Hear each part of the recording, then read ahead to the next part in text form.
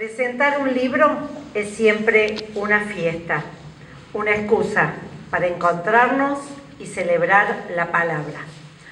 Hoy nos reúne el libro Infanticidio, Crímenes a la Inocencia, de Inés Lucía Blacchi. Les pido un fuerte aplauso y cálido.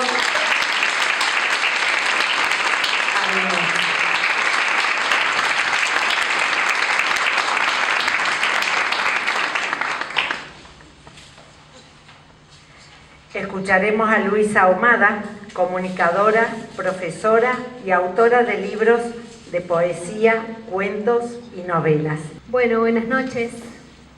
Yo también me sumo al agradecimiento de que estén acá.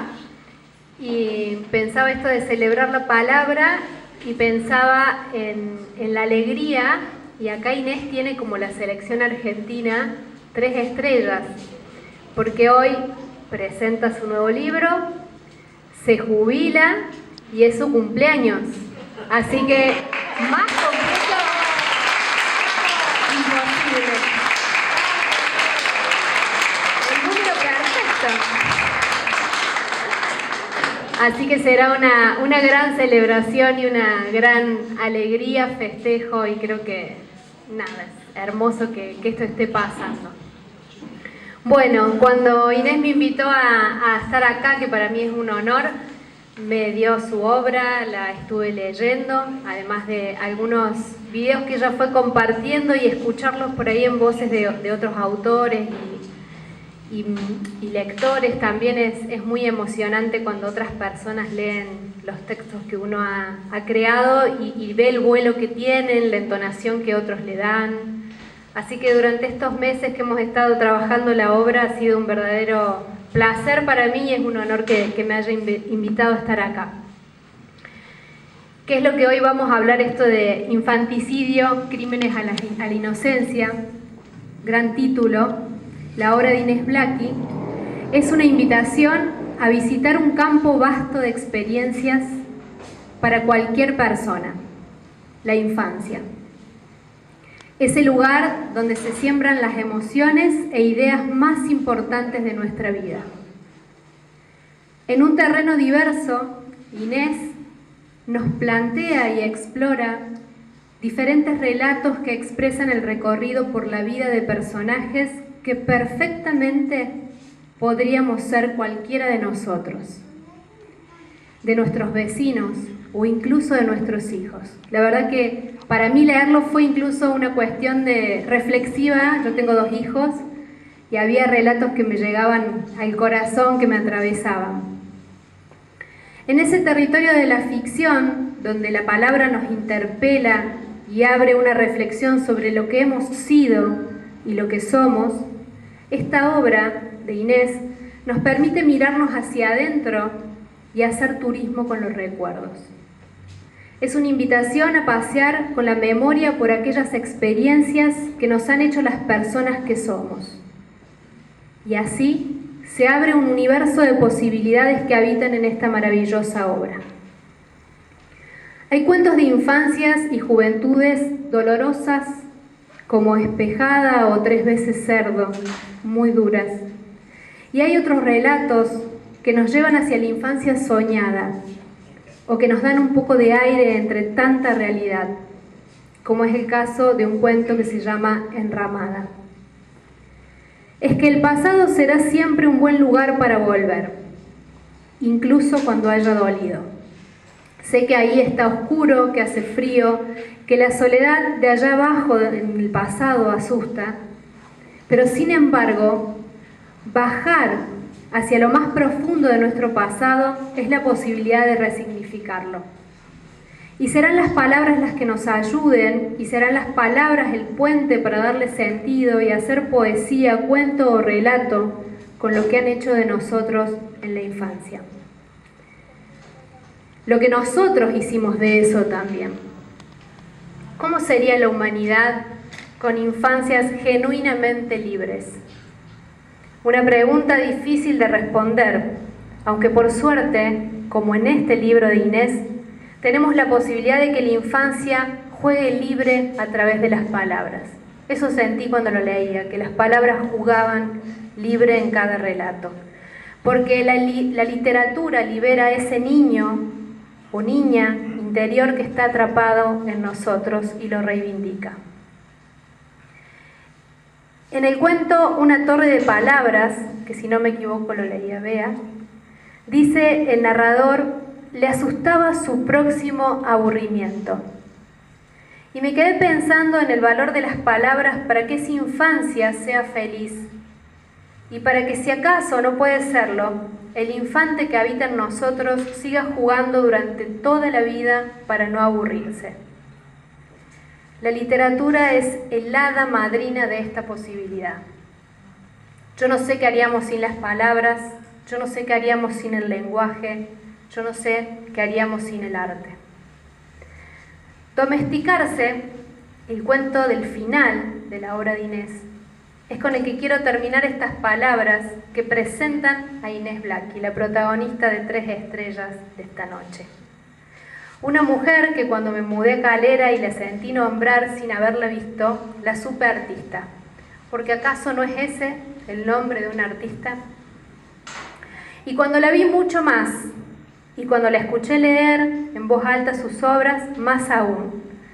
Y ahora que la leí en su obra y tengo el honor de presentarla, no me quedan dudas de que esta niña, Inés Blacchi, es una artista que permanece en el cuerpo de una mujer que resistió a la domesticación a la que todos estamos expuestos a lo largo de la vida. Y lo hizo, pienso yo, intuyo, gracias a la literatura. Hay una escena en ese cuento, Domesticarse, donde el aire entra por la ventana. Es el momento de la lectura entre maestra y alumnos en un grado, donde se desgranan los roles y los conecta en un mundo que no es el de afuera, es el de adentro, es el de la literatura. Es un orgullo para mí, Inés Blacchi, estar presentándote y presentar a la niña artista que guía a esta inmensa mujer que hoy nos acerca su nueva obra, Infanticidio, Crímenes a la Inocencia. Felicitaciones.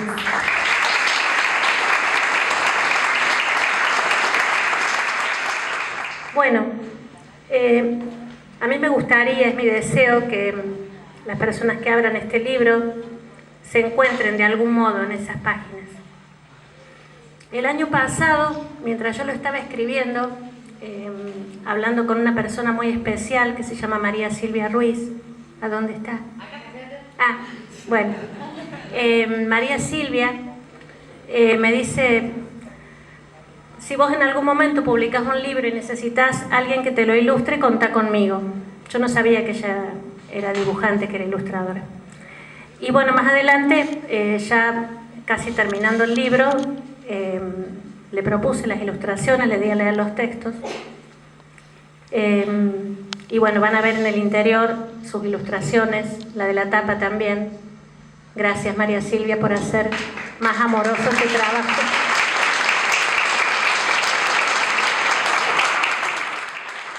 Bueno, y con respecto a esto que me pasó con María Silvia, ella me decía en este proceso, en algún recreo, en algún cruce de pasillo, mira este boceto, mira, se me ocurrió este dibujo porque este relato me hizo acordar a tal chico, porque mira, ¿te acordás de esa situación? Me remitió a...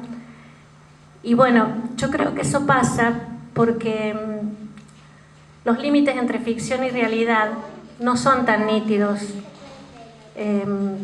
digamos, como creemos, no son muy nítidos esos límites. Y bueno, yo después, con respecto a lo que decía Luisa, del título, Infanticidio, Crímenes a la Inocencia, yo sé que es un título fuerte, pero yo la infancia no la entiendo como una etapa de nuestra vida, la primera etapa de nuestra vida nada más, sino que, como vos decías recién también, es parte de lo que somos, parte constitutiva de lo que vamos a hacer siempre. Eso me interesa, me parece muy necesario que no lo perdamos, y sin embargo hay prácticas sociales y hay procesos en la vida que nos hacen ir perdiendo, ir abandonando eso. Y bueno, al Crímenes a la Inocencia, porque a mí me resulta muy vital sostener de la infancia la inocencia, entendida como una falta de maldad. Y hay muchas prácticas sociales, muchas cosas que hacemos a diario como adultos que nos van asesinando, nos van coartando esa inocencia.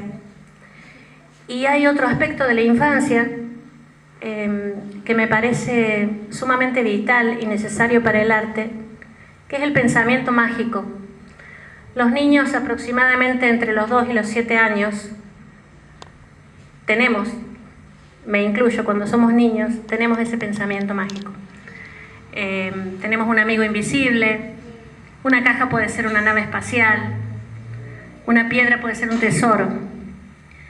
Y con los años se nos enseña que no, mira, la caja es una caja, dejate de jorobar, el amigo invisible no existe, y bueno, y esa piedra es nada más que una piedra. Lo cual es útil para funcionar como seres productivos, como adultos que tenemos que ser. Pero es peligroso abandonar ese pensamiento mágico del todo. ¿Por qué?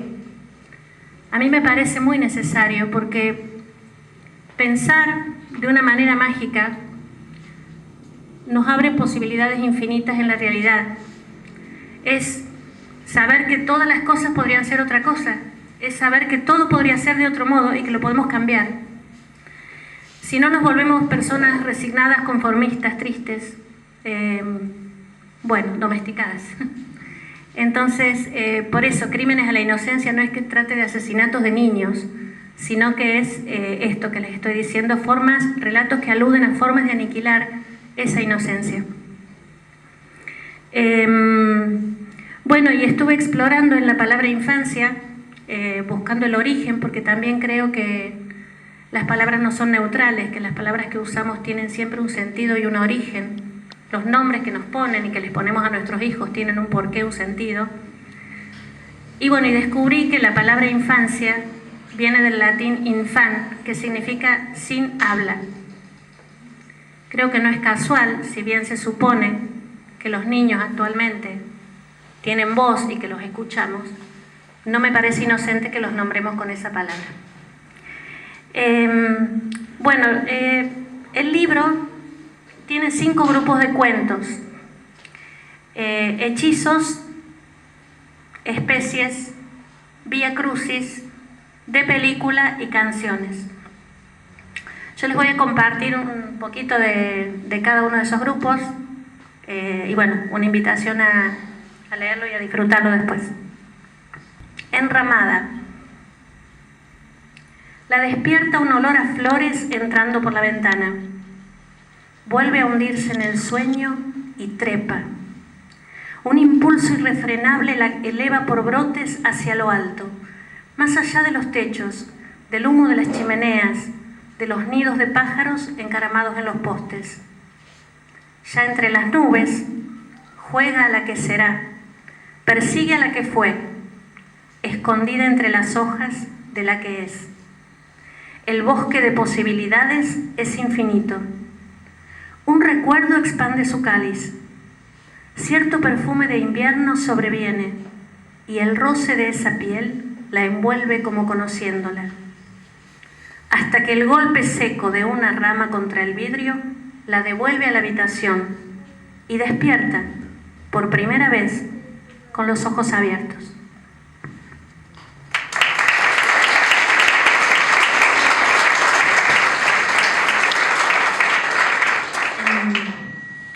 Acá voy a leer un cuento del grupo Especies. En este grupo de relatos juego con los nombres que le damos a las cosas. Este cuento se llama 4 patas. Tenía la habilidad de reunirlos sobre su lomo todos los días a la misma hora. Como una madre, su vapor de comida caliente los abrazaba y el arrullo múltiple de platos, cubiertos y mandíbulas los mantenía en su sitio, acompasando el silencio. A veces, unos dedos sobre ella mitigaban el aburrimiento, presionando teclas disparadoras de imágenes, voces, emociones. Alguien sería el primero en levantarse. Alguien la limpiaría y le frotaría el lomo con un paño húmedo. Y alguien, a cierta hora de la noche, olvidaría sobre ella un último vaso, insomne.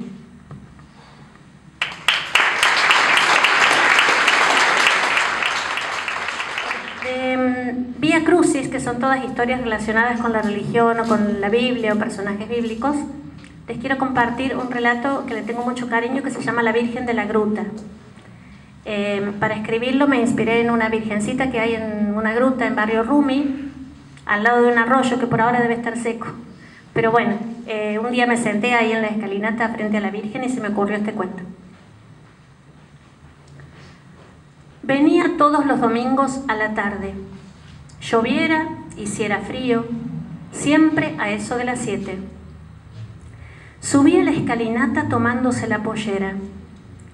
Se sentaba despacio en el banco, como si tuviera miedo de romperlo.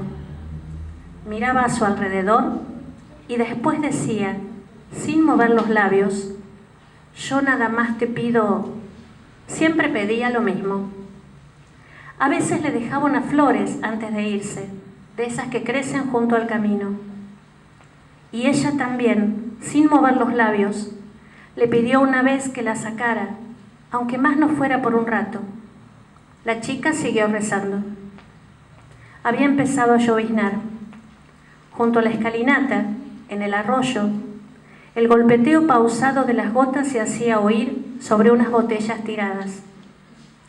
Le dijo que a la noche nadie se iba a dar cuenta, nada más para oler el aire, mojarse las manos en el arroyo, sentir el pasto en la espalda y seguir con los ojos el deslizarse de las nubes hasta dormirse. Que después la guardara de nuevo en la gruta como si nada hubiera pasado. Le dijo también que la llave la tenía la señora que venía a sacarle el polvo cada tanto o cuando había procesión. Que se la pidiera con la excusa de limpiarla un poco. Antes de irse, la chica besó el vidrio, la miró a los ojos y dijo, por favor no te olvides de mí. Ella también le pidió que no se olvidara de conseguir la llave. El domingo siguiente, a eso de las 7, se acercó por el camino con un manojo de flores en la mano. Tembló de solo pensar en salir. Un sapo cruzó la escalinata y se internó entre los yuyos. Pronto se mojaría las manos. Una mezcla de frío y calor la invadió cuando la vio subir la escalinata y sentarse en el banco. Llevaba el pelo suelto y el rostro lleno de luz. Le dijo, creo en vos. La chica juntó las manos sobre sus piernas y reclinó la cabeza. ¿Por qué no me das lo que te pido?, dijo con un quejido lloroso. Alzó la mirada y sus ojos se cruzaron con los de ella. Durante un momento se quedó inmóvil como esperando una señal. Después dejó las flores a un costado y se perdió por el camino. A veces la ve pasar hacia la escuela temprano, los cuadernos bajo el brazo, el paso ligero, pero ya no volvió los domingos a la tarde a verla. Y el que les quiero leer está inspirado en la película Alien, el octavo pasajero. Para los que no la vieron o no la recuerdan, necesito aclarar para que se comprenda la trama, que trata de una nave espacial, es una película estadounidense. En esa nave espacial van 7 tripulantes a un planeta a buscar rastros de vida. Y bueno, en ese planeta encuentran un huevo muy grande, lo llevan a la nave de vuelta a la Tierra. Pero bueno, en el transcurso del viaje parece ser que ese huevo se rompe y nace una criatura espantosa, espeluznante, muy repulsiva, que empieza a atacar a toda la tripulación y a matarlos. Se esconde, excepto a una mujer, a la única mujer de la tripulación. Son 6 hombres y una mujer. A la mujer, digamos, la busca, se siente atraído por esa mujer, no la ataca, es el único tripulante que no ataca. Hasta que, bueno, en algún momento de la película ella se da cuenta que está embarazada, de alguna manera que no sabe cómo, de esa criatura, y entonces está espantada con la cuestión. Bueno, a eso alude este cuento, que se llama Uno de esos, o monólogo de Alien, el octavo pasajero. Quiero estar ahí y ser uno de esos, pedí, y me soltaron en esta cueva húmeda y oscura. Quiero caminar en dos piernas, con la mirada acerada, llevando esas armas fabulosas. Quiero tener esa piel blanca y esos dos ojos de dioses que miran lo que hay que ver en el momento justo. Quiero hablar el idioma que sale de esas bocas, dibujando palabras que llegan a otros oídos, y tener esos oídos también adentro de esas orejas como caracoles, uno a cada lado de esas cabezas impávidas y redondas como huevos de dinosaurios. Quiero pisar fuerte en cualquier planeta y caminar por él hasta dominarlo y exprimirlo como una naranja, para ir después a otro planeta y hacer lo mismo, y así con todos los planetas que se me ocurran. Todo eso deseé. ¿Y qué tienen que ver mis deseos con esta cueva en la que me soltaron? Ella tampoco desea tenerme adentro. Había pedido de chica engendrar una criatura parecida a uno de esos que están con ella ahora. Pero ellos, hace mucho que olvidaron cómo tocarla y humedecerla, antes de meterle esos falos endurecidos y rápidos como las armas que llevan. Por eso se acercó a esta viscosidad sedienta que la compone. Recordó lo que se siente al usar la lengua y al ser lamida por una de verdad. Y gozó tanto que acá estoy, creciendo en su cueva oscura, aunque reniegue de mí y de ella y de sus deseos. Un cuento que se llama Canciones, son un poquito más largos, por eso les voy a leer un par de fragmentos nomás. Y bueno, también el título alude a esto, a estrofas de canciones que los han inspirado. Les voy a leer un fragmento que no es el del comienzo, pero bueno. Domesticarse comienza con una cita que dice: sus ojos han perdido algún destello, como si fueran ellos los cautivos. Carta de un león a otro, Juan Carlos Baglietto. Bueno.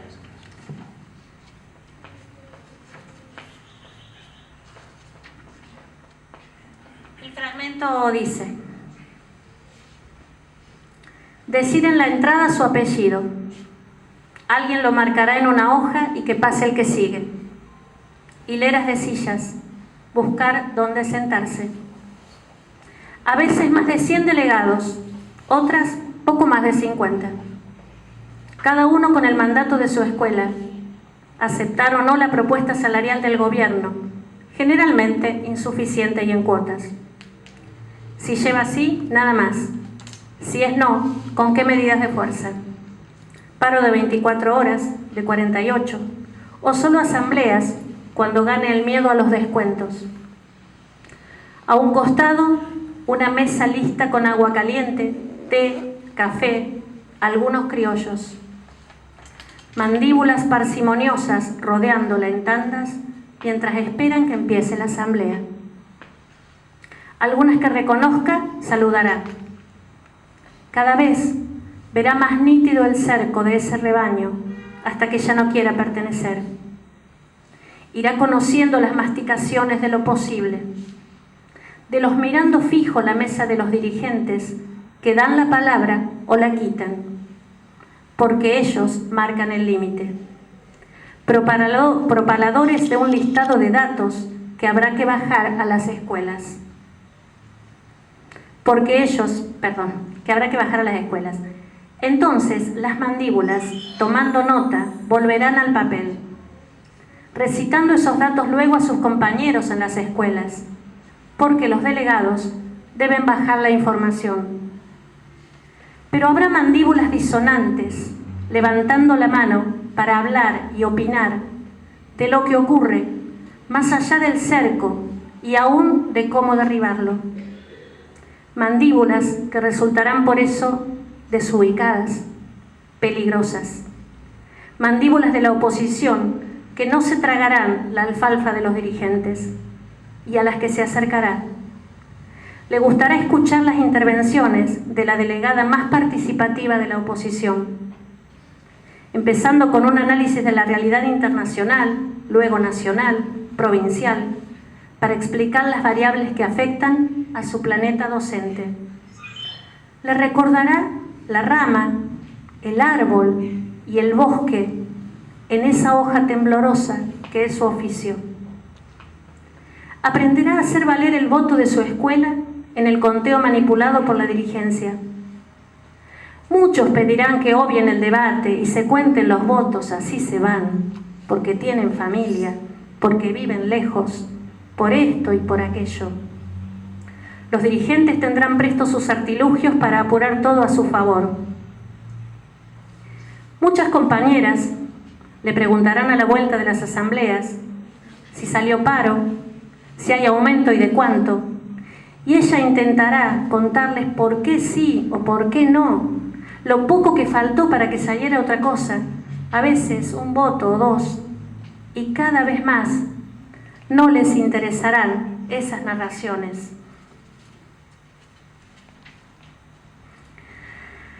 Solo saber si hay paro o no, aumento o no y de cuánto. Ser delegada empezará a ser como traer el informe meteorológico. ¿A quién le interesa saber cómo se forman las nubes si solo se trata de abrir o cerrar el paraguas?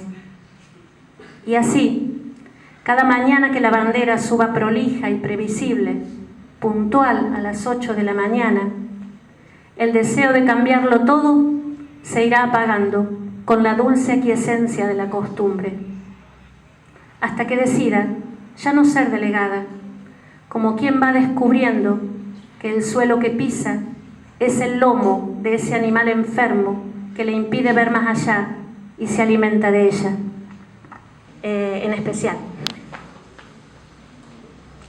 Mirándola, sueña entrar un día con su guardapolvo de maestra. Techo de tejas a dos aguas, hermosa, una de esas escuelas construidas en la década del 50. La escalinata entre los árboles hasta la entrada principal, una puerta doble de madera con vidrios repartidos y la galería inmensa con dos salamandras de hierro fundido entre la hilera de aulas. Alrededor, más allá de los paraísos del patio del costado, las lomas azules, aunque verdes. No tan verdes al principio, cuando va a vivir ahí. El clima es seco y las sierras pálidas, con motas de espinillos y otros arbustos ásperos. Pero el clima irá cambiando con los años. Se hará más húmedo y caluroso a medida que la variante subtropical se vaya ensanchando hacia el sur. Ya no vendrán tan bravas las heladas y serán más pesados los veranos. Y su visión de esa escuela se irá ensanchando también, espesándose de vidas y de sentidos.